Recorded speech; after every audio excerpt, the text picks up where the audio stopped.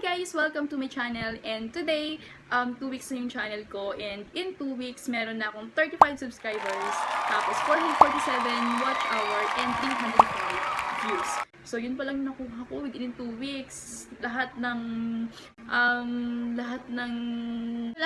tips sa YouTube pinanood ko na, how to get 1,000 subscribers, tapos 4,000 watch hour, tips to become a YouTuber, lahat na lang pinagawa. Pero yun nga, yun pa rin, yun lang nakuha ko in 2 weeks. So, sabi nila, pag sinunod mo raw yun, in 1 week or in 2 weeks, magkakaroon ka ng 1,000 subscribers and 4,000 watch hours. But in reality, hindi talaga ganun ang nangyayari.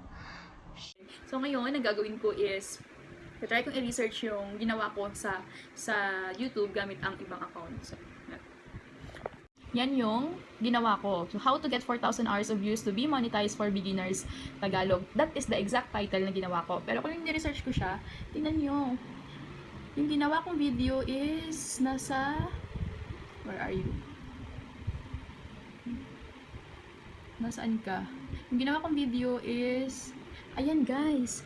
Sa pinakahuli, how to get 4,000 hours of views to get monetized for beginners Tagalog. So, yan yung mismong title na nilagay ko, na research ko. Pero yung video na ginawa ko, sa dulo, kaduluduluhan, OMG, bakit ganyan? So yun, yung video ko is nasa kaduluduluhan. So kung ako yung magre-research ng ganun, syempre, ang uunahin kong titignan, yung nirecommend or sinuggest ni YouTube, yung pinakauna.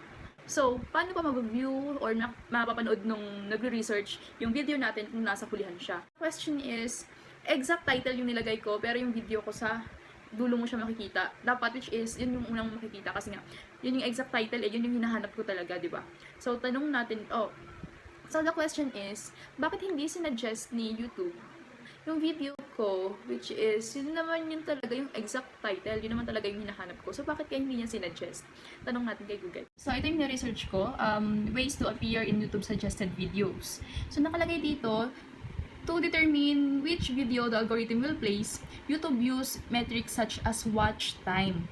So yun nga guys, kapag sinabi daw na audience retention or watch time, so ito daw yung haba or gano'ng katagal pinanood ng viewer yung video mo. So kung halimbawa you have a video of 10 minutes, tapos pinanood niya lang ng 2 minutes, yung watch time mo is 2 minutes lang, which is in percentage, that is only 20%. So, tanong natin kay Google kung ilang percent ba dapat ang kailangan natin para makasama sa suggested videos yung video natin. This is... So yan, the audience retention rate for a YouTube is, the average is 30%. Usually yon. But, the best numbers average between 60 to 70%. Sabi ni Google, kailangan 60 to 70% rate yung audience retention mo para makasama ka sa suggested videos nila.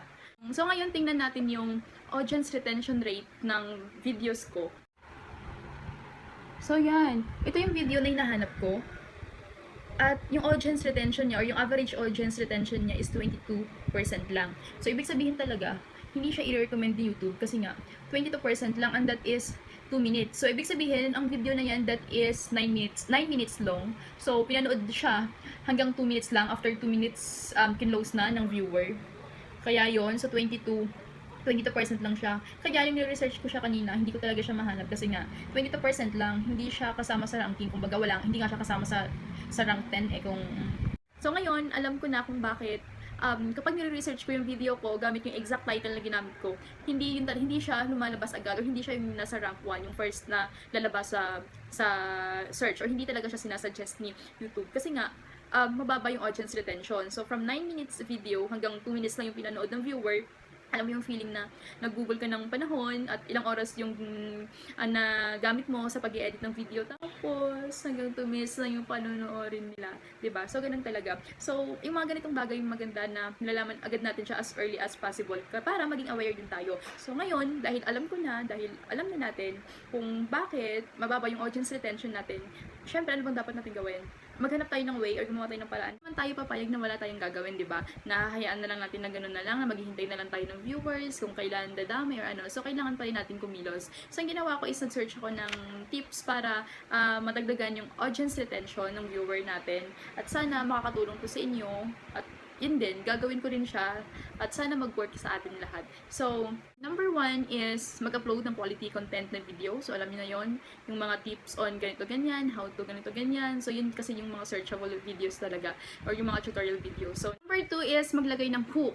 Hook is a simple and short introduction about the video. So, katulad nung intro na ginawa ko kanina. And number 3 is, you have to improve your editing skills. So, hindi naman lahat ng YouTuber is magaling talaga mag-edit. So, yung iba talaga, nag-aaral din kung paano mag-edit. So, katulad ko, nag-aaral din ako. So, every single day na nag-upload ako ng video, sinisigurado ko na may improvement sa editing skills ko or sa pag-i-edit ko sa video. Para naman kahit pa paano nag-i-improve tayo. So, that's all for today's video. Sana may natutunan kayo. Kung bago ka pa lang sa channel na to, and if you want videos about tutorial, product reviews, motherhood tips, and YouTube-related stuff, starts now by subscribing and clicking the bell button. Huwag din kakalimutan mag-comment sa baba. Bye-bye!